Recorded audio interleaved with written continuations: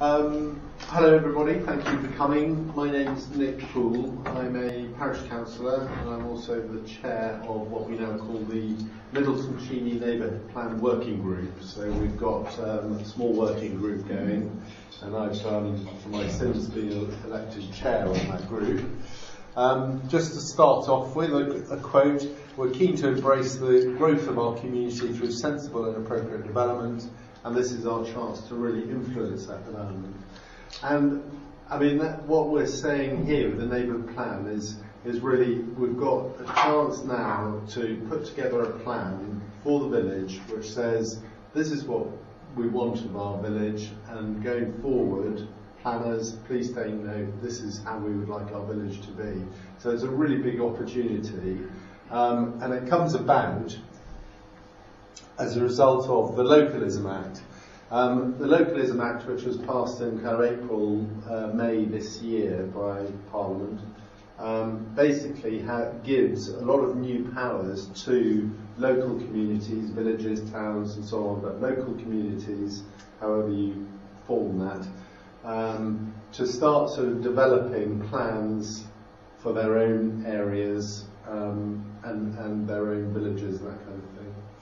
And basically, it allows us to say, you know, how many houses, well, not exactly how many houses, I'll come on to that in more detail, but it, you know, so where do we want houses?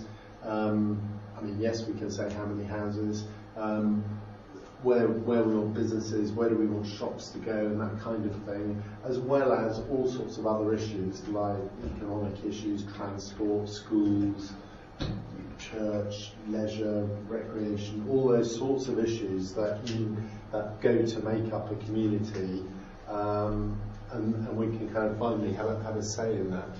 So the neighbourhood plan will be submitted eventually through the parish council to South Northants District Council as a planning document. First of all, it will be passed through an examination stage. There'll be a legal, it's a legal process. There's an examiner, an independent examiner is appointed, and that person assesses whether the plan is compliant with, for example, human rights law coming out of Europe, as well as national strategic law, as well as the local plan which is generated by South Northants District Council. So when we create the plan, it has to be legally compliant. You can't just sort of say anything you want, and because if it's in conflict with existing law, then that's obviously a problem. So it has to be in compliance with various issues, and then once it clears that hurdle, it goes to a referendum within the village. So we all as a village then vote on whether, you know, yes or no, do we want this plan or not.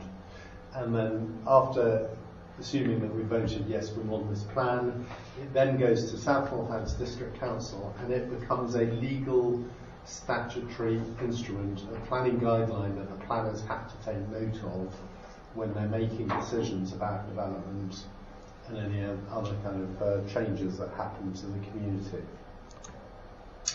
And that is one of the key things that has triggered our interest in doing a neighbourhood plan. It's because we're classed as a sustainable village. We're one of the largest villages in South Northants. We are under probably more pressure than, say, smaller villages. And South Northants has just agreed in its local plan that we will take 153 houses. Now that is actually a figure that comes from something called the Interim Rural Housing Policy, and they've adopted that, and they said basically we can make our housing target, 5 years supply of housing target, but we have to adopt the Interim Rural Housing Policy target. That's 153, so it's roughly 10% incremental growth of the village.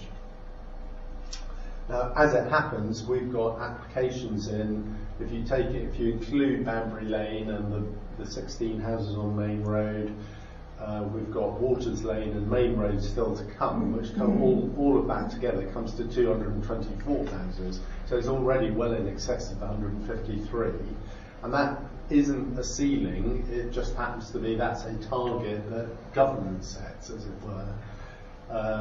Whereas, if a field becomes available for development, a developer buys it and puts in an application for 1,000 houses, well, there's nothing to stop them putting in an application.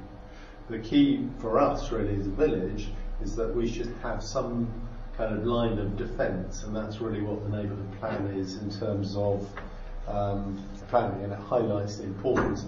We're not going to be able to do very much about current applications, because obviously the neighbourhood plan is going to take a while to get together, but if you think, that's just the beginning of it. What's currently going through, there are going to come more applications, and we're going to need to have a kind of line of defence, as it were.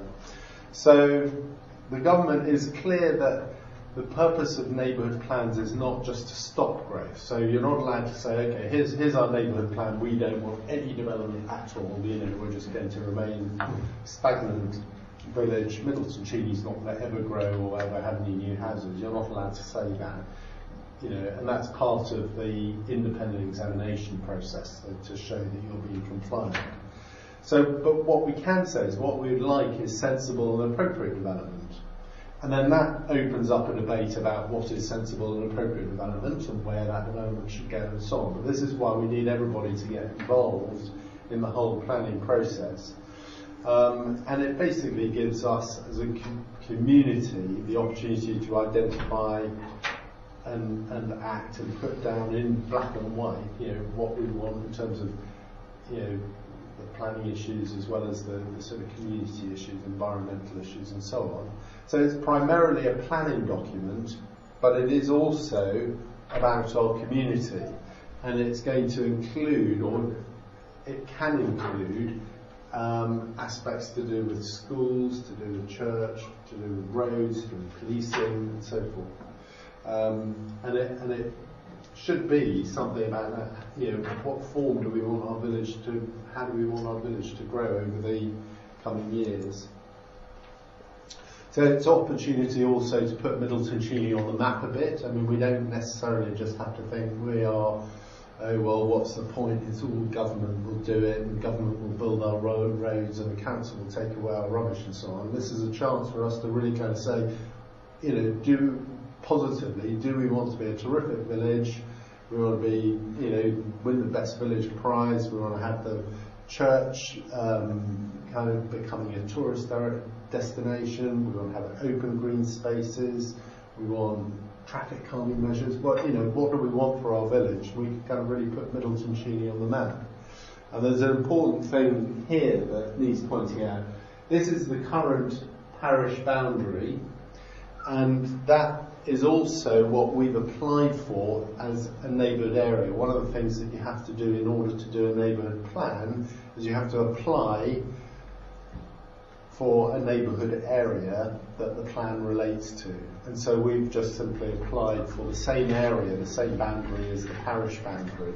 But that is the parish boundary. I know it's a bit greyed out and difficult to see, but that's Middleton Cheney in the middle, the main conurbation of Middleton Cheney. There's an awful lot of countryside out here and out here and here, which, this in particular is quite an important area because it's, it's called an important area because it's, basically a defence of us just sort of joining up with Banbury and becoming an overspill of Banbury.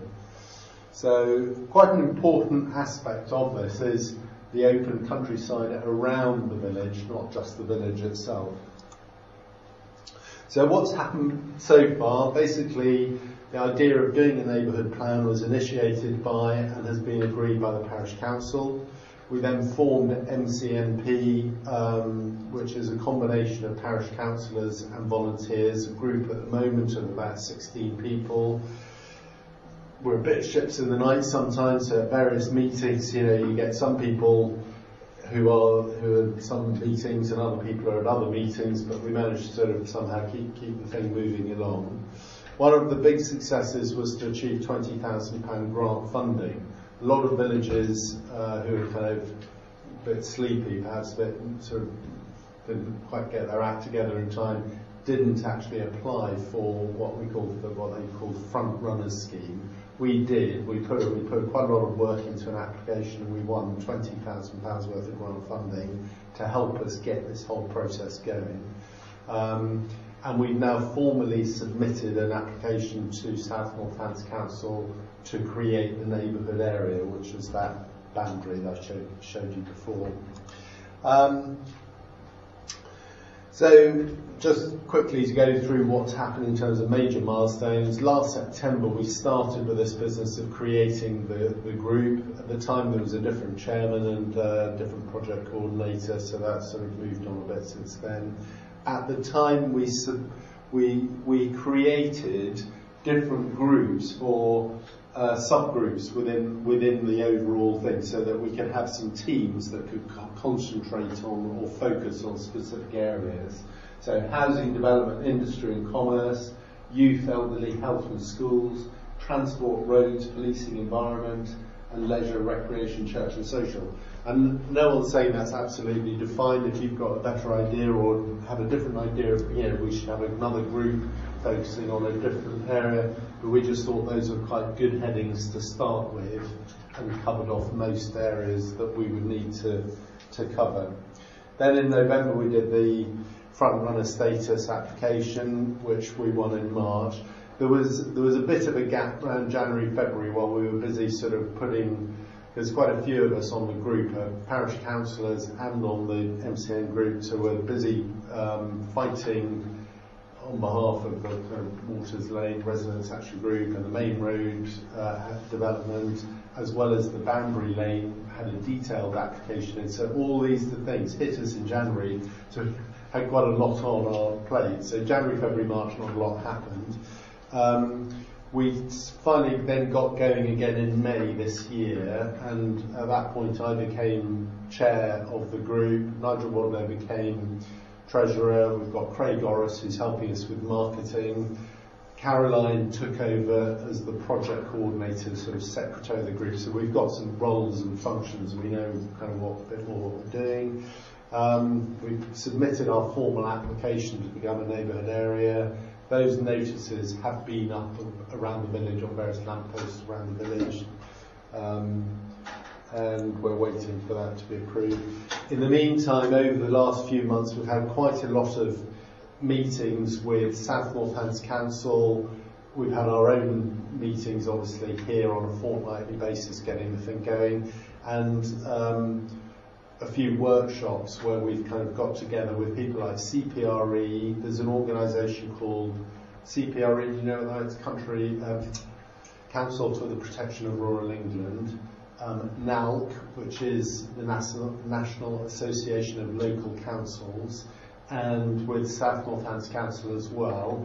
We've been getting together with these, having workshops and learning about how do you do a neighbourhood plan, what are the implications and so on. And we've also got together with South Northants Council, that helped us to organise it, with other villages as well. So Yardley, Gobian and one or two others whose names are escaping me right now. But we're getting together with other villages who are also doing the same thing. So we're learning from each other about what needs to be done, how you do it and so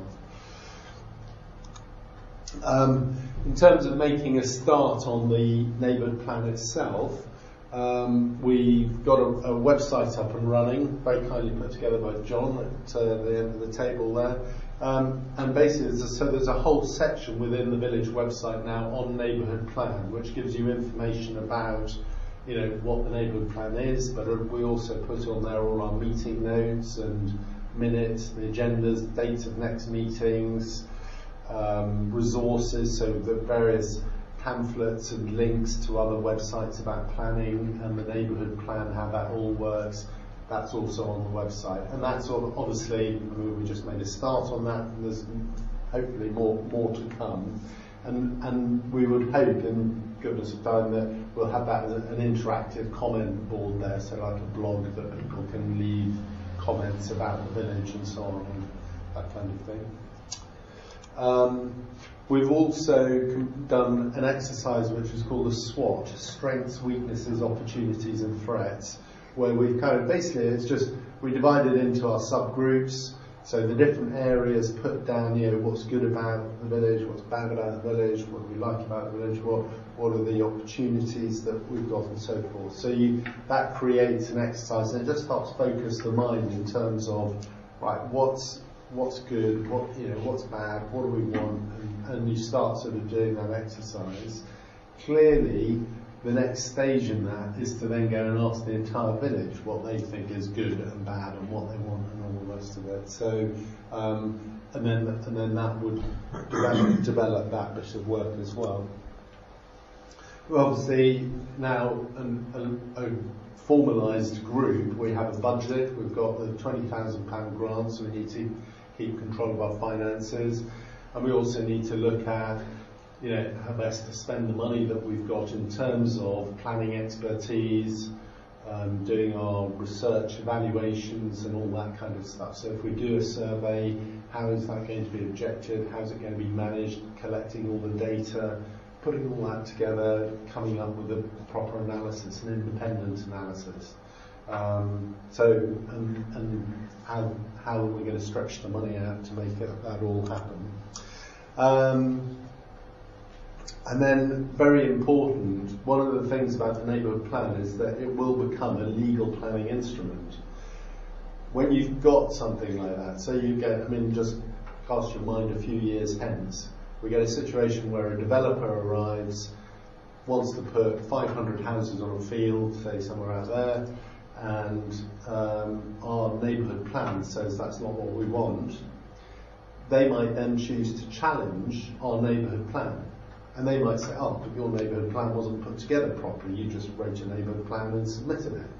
And we can say, well, now hang on a second, we've kept a log of everything we did. Our neighbourhood plan is evidence-based, it's been through examination, and so it's really important that when we create a neighbourhood plan, everything is absolutely registered and logged. And one of the things that we've done is we've created a central email so that any communication that is sent about Middleton Cheney Neighbourhood Plan business is also sent to that email, which in itself then keeps a log of everything that's going on. But we're logging obviously all things, significant meetings. Obviously our regular meetings are minuted and put on the website, but also workshops and things like that, all logged so that we've got a complete record to say, look, yes, we've done all these meetings, yes, we've consulted with the village. It's all about being evidence-based and having a very robust plan. So that's, in terms of, the neighbourhood plan must be strongly evidence-based, so that it demonstrates it's what people want and it reflects what people need, what people's needs are in the village, not just mine or John's or Matt, who's hiding in the wings there. Come on out, come sit here, Matt. Matt's another member of the group who's been helping us. Now, in terms of the next key stages in the plan, we're now at a point where we've done a few sort of things at the beginning where we sort of started, we've got the process, the ball rolling, but it's sort of really today that we're saying, right, we're open for business and we want to start engaging with the community. There's a bit more work to be done in terms of project development. It's quite, I put these things up, perhaps you can just look in the leaflets on the desk there. You see those same charts, they're just illustrative, they're not. But they just give you an idea. There's quite a bit of project planning that will have to go into this. It's not just a small undertaking, it's a big thing that will go on for the next couple of years. So there's a bit of project planning to take place. And then the next really big thing is surveys and consultation. And we will have to go and talk to everybody in the village, all residents. So that will probably mean a survey, a paper-based survey that goes out, will be on email as well, but it will be mainly paper-based, and we'll need to get responses to that. We'll have to talk to landowners, have to talk to businesses, and so forth. So it's kind of everybody in the community who's got an interest in this community will have the opportunity to feed back. And that's really where, I mean, we're looking at this stage to recruit what we're calling street champions. So we're looking for people to help with that.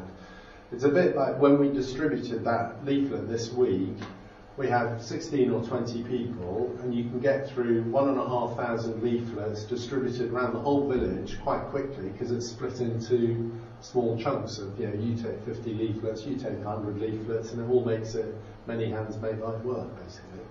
So that's the idea behind Street Champions, is that if you had everybody, one person on every street looking after 25 or 50 houses, then they would be able to look up there and make sure that the surveys got to them, that the surveys are collected, that if there are elderly people that they've had a bit of help filling out things, or people don't understand something, then that can be explained as well. So we do need street champions to help us disseminate the message, get the message out, and gather information back in. And it will be probably, not huge amounts of work, but just once in a while, it'll be, we'll need to do a survey, so we'll need all hands on deck for a couple of weeks, it's that sort of thing. And then we'll go through a process of drafting the plan, and we'll probably then go out and consult more. What do you think of this? This is the plan it's a draft plan, what do you think of that? So there's more consultation. And then basically, once you get to a final draft of the plan, you put it through the independent examiner. So then the examination happens. Is it legal? Is it evidence-based? Does it pass this test? Does it pass that test? And so forth. You then got a plan that's given the okay at that point, then has to go to referendum. We then have to have a referendum in the village so that everybody in the village has a chance to say yes or no. So it's one-line question, do we want to support this plan or not? And it's simple as that. So you get to the point where, let's say, the plan is agreed by the village and it is passed on 50% of the votes. So if we only have 20 people turn out for that referendum, 11 people will see the plan through. So that's why it's important to get to as many people in the village as we possibly can. So ideally you'd have a referendum where 68% turn out, and we could then say yes, there's a definite majority of the village in favour of this plan. It makes it all more robust. And then it goes to South Northants District Council, and it becomes a legal document. And it gives us our best chance in terms of, not only just saying what we want for our village and our community, but as a really strong line of defence against potential developers who are coming in. I'm not saying we don't want development, but what I think we don't want is indiscriminate development. Just any old brick boxes chucked into the field as an appendage to the village over there, or an appendage to the village over there. Not necessarily the right way to grow a village. So we want to kind of think about how we want our village to look in 20 years' time, 30 years' time, and how that works. We have to take development, don't we? Say again? We have to take development, don't we? You do have to take development, yes. So we can't, as I said earlier, neighbourhood plan is not about stopping growth. It's about, so we do have to take growth. But growth is a good thing. People need houses, we need jobs, and so on and so forth. So that's good. Just where and how it happens. Do we want people with spaces? Do we need another school? Do we want traffic and calming measures? What's going to happen to this playground, or that bit of pavement, and so on and so forth? Where do we want these houses when they come? So, as I was saying, street champions and getting people involved. Street champions is just a little bit of help now and then, but you can really get involved. Just join the group. You can kind of join the group and actually start influencing the agenda, saying, okay, what do we want this neighbourhood plan to be about? A neighbourhood plan could be 3 pages long, or it could be 300 pages long. So it's what we want and how we want to build it. So the next meeting is Tuesday the 2nd of October, 7:30 here. I've been told that Mondays are not a very good night to have meetings, so we might consider putting them later in the week on a regular basis after that. There's the website, which is middletoncheney.org/MCNP. Sign up, sign the register and give us your email. One of the things that Street Champions would like them to do is to collect email addresses.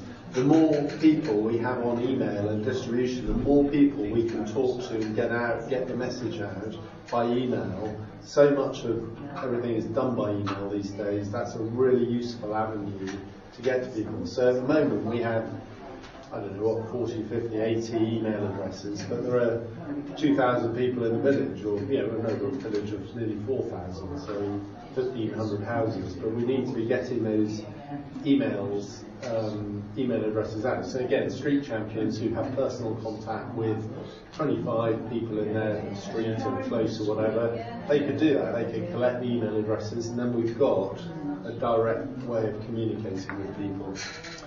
And then become Street Champion. Sorry, Matt. Yeah. And then contact the parish office, at the MCNP at middletoncheney.org, which is our central email address, or you can call up, or just come and, the meeting on Tuesday the 2nd of October is probably going to be, as we do at parish councils, we'll just have the existing group meeting, and then newcomers will kind of be in the public gallery. But if you want to actually join the group, do just contact us. Get hold of. We can call Caroline at the office, or write into that email address and say, look, I'm actually interested in being part of the group, and and then we can kind of do that. We can kind of fix it up. Okay, that's everything from me. Does anybody like to ask any